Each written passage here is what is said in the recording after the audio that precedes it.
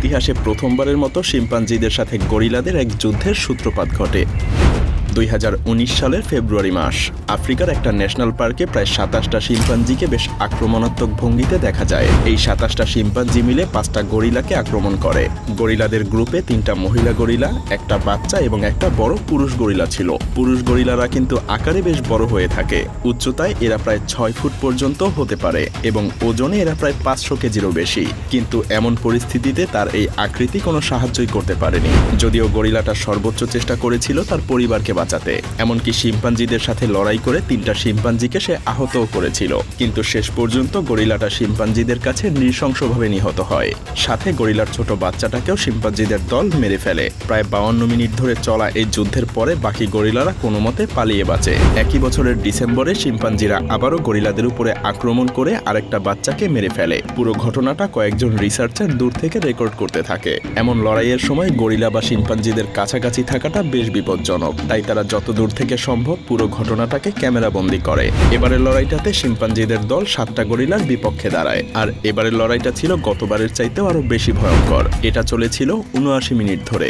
যদিও এটা স্পষ্ট না যে এই শিম্পাঞ্জিগুলোই কি প্রথমবার আক্রমণের সেই শিম্পাঞ্জির দলই ছিল কিনা। এর চেয়েও বড় প্রশ্ন হলো কেন শিম্পাঞ্জির দল হঠাৎ এমন ভয়াবহ আচরণ করছে। এভাবে গরিলাদের উপরে আক্রমণের কারণই বা কি? শিম্পাঞ্জি এবং গরিলা সাধারণত একই সাথে থাকে। এই দুই প্রজাতির প্রাণীদের আফ্রিকার জঙ্গলে সবচাইতে বেশি দেখা যায়। দুই পক্ষই যথাসম্ভব একে অন্যকে বেশ সাহায্যও করে।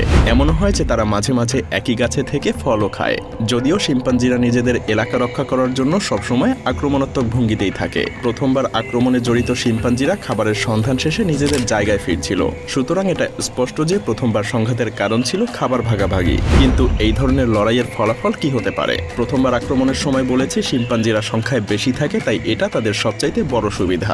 এছাড়াও তারা খাবার সন্ধান শেষে নিজেদের এলাকায় ফিরছিল, তাই এক প্রকার আক্রমণের জন্য তারা প্রস্তুতি ছিল। গরিলাদের উপরেই শিম্পাঞ্জিরা প্রথম আক্রমণ করে, আর যেহেতু আগে কোনো শিম্পাঞ্জিরা গরিলার উপরে আক্রমণই করেনি, তাই এমন ঘটনায় গরিলার দলও বেশ চমকে যায়। কিন্তু যদি সত্যিকারেরই কোনো যুদ্ধ বেঁধে যায় তাহলে শিম্পাঞ্জি গরিলার সাথে পেরে উঠবে না, কারণ শিম্পাঞ্জি সাধারণত 35 থেকে 65 ইঞ্চি লম্বা হয়ে থাকে, আর একটা পুরুষ শিম্পাঞ্জির ওজন প্রায় 70 কেজির মতো। তবে এটা ঠিক যে গরিলার তুলনায় শিম্পাঞ্জি অনেক বেশি আক্রমণাত্মক এবং প্রায়ই লড়াইতে লিপ্ত থাকে। শিম্পাঞ্জিদের মধ্যে ভয়াবহ সব লড়াইয়ের ঘটনাও হরহামেশাই দেখা যায়। এতেই বোঝা যায় তারা সবসময় একে অন্যকে মারার চিন্তায় থাকে, আর বেশিরভাগ ক্ষেত্রেই লড়াইগুলো শিম্পাঞ্জিদের নিজেদের মধ্যেই হয়। আর এবারই প্রথম শিম্পাঞ্জিরা গরিলাদের উপরে আক্রমণ করে বসে। এমনকি মানুষের উপরেও শিম্পাঞ্জিদের দল কখনো কখনো আক্রমণ করে আঙ্গুল ছিঁড়ে নিয়েছে অথবা মুখের একাংশ ছিঁড়ে ফেলারও রেকর্ড রয়েছে। জন্মগতভাবেই শিম্পাঞ্জিরা এমন আক্রমণাত্মক এবং খুনি স্বভাবের, আর এ কারণেই মাঝে মাঝে শিম্পাঞ্জিদের দুই গ্রুপের মধ্যেও যুদ্ধ লেগে যায়। আর এমন যুদ্ধে ডজন ডজন শিম্পাঞ্জি মারাও পড়ে। এমনকি যেসব রিসার্চাররা শিম্পাঞ্জিদের এমন যুদ্ধ নিয়ে গবেষণা করেছে তারা শিম্পাঞ্জিদের এমন আক্রমণাত্মক এবং খুনি স্বভাব দেখে এক প্রকার ট্রমাটাইজড হয়ে গিয়েছিল। গবেষকেরা তাদের গবেষণায় যা খুঁজে পেয়েছিল তা ছিল খুবই নিষ্ঠুর এবং ভয়াবহ।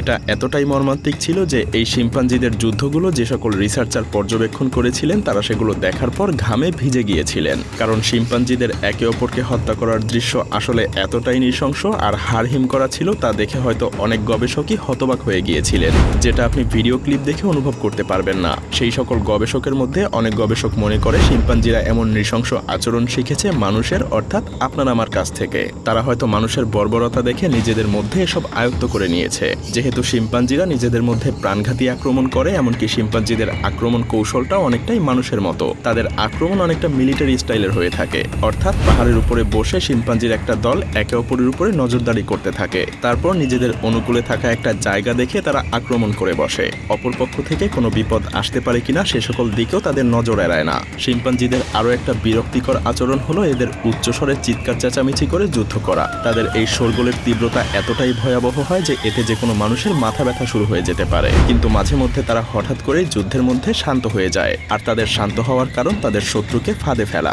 যতটা সম্ভব শান্ত থেকে তারা শত্রুদের প্রতিটা পদক্ষেপ নজরে রাখতে থাকে আক্রমণ করার জন্য। তারা কিন্তু এই সবকিছু মাথায় রেখেই আক্রমণ করে। ঠিক যে সময়টাতে শত্রুর সংখ্যা তাদের থেকে কম হয় তখনই তারা ঝাঁপিয়ে পড়ে, আর যদি শত্রুর সংখ্যা বেশি হয় তাহলে তারা এমন ভাব করে যেন সেখানে কিছুই হয়নি। শিম্পাঞ্জিরা এর চেয়ে আরও অনেক ক্ষুরোধার বুদ্ধির সাথে আক্রমণ করে, যেমন তারা মানুষ বা অন্যান্য প্রাণীদের আক্রমণ করার জন্য বিভিন্ন ধরনের সরঞ্জামও তৈরি করে। তারা গাছের ডাল ভেঙে সেগুলোকে তাদের দাঁত দিয়ে ধারালো করে, এরপর সেগুলো দিয়ে তারা ধারালো বর্ষা তৈরি করে। তারা বিভিন্ন ঝোপের মধ্যে ঘুমিয়ে থাকা ছোট ছোট বাচ্চা এবং প্রাণীদেরকে সেই সকল বর্ষা দিয়ে শিকারও করে। এমনকি এই অস্ত্র গরিলাদের সাথে যুদ্ধে শিম্পাঞ্জিদেরকে এক আলাদা ধরনের সুবিধাও দেয়। তবে গরিলারাও কিন্তু এতটা দুর্বল প্রাণী না। পৃথিবীর সবচাইতে বড় বড় প্রাণীদের মধ্যে গরিলা এখন অন্যতম। তাদেরকে তো ছোটখাটো দৈত্যও বলা যায়। স্বাভাবিকভাবেই আকারে যত বড় তার শক্তিও তত বেশি। তবে গরিলারা শিম্পাঞ্জিদের চেয়ে অনেক কম আক্রমণাত্মক এবং শান্ত স্বভাবের হয়ে থাকে। তাদেরকে আক্রমণ না করা হলে তারা বেশ শান্তিপূর্ণভাবেই থাকতে পছন্দ করে। গরিলার নিজেদের দুই গ্রুপের মধ্যে লড়াই খুব একটা দেখা যায় না। গরিলাদের নিজেদের মধ্যে যতটুকু লড়াই হয় তাও দুটো পুরুষ গরিলার মধ্যে, এবং সেটাও কিনা নারী ঘটিত বিষয় নিয়ে। তো যাই হোক, আমরা অনেকেই হয়তোবা গরিলাদের বুক চাপড়াতে দেখেছি। সত্যি বলতে এরা আসলে কোনো লড়াই করার জন্য এমনটা করে না, বরং লড়াই থেকে যতটুকু সম্ভব এড়ানোর জন্য এরা এই পদ্ধতি ফলো করে। এখন প্রশ্ন হলো, গরিলা এবং শিম্পাঞ্জিদের মধ্যে আসলে লড়াইটা কে জিতবে?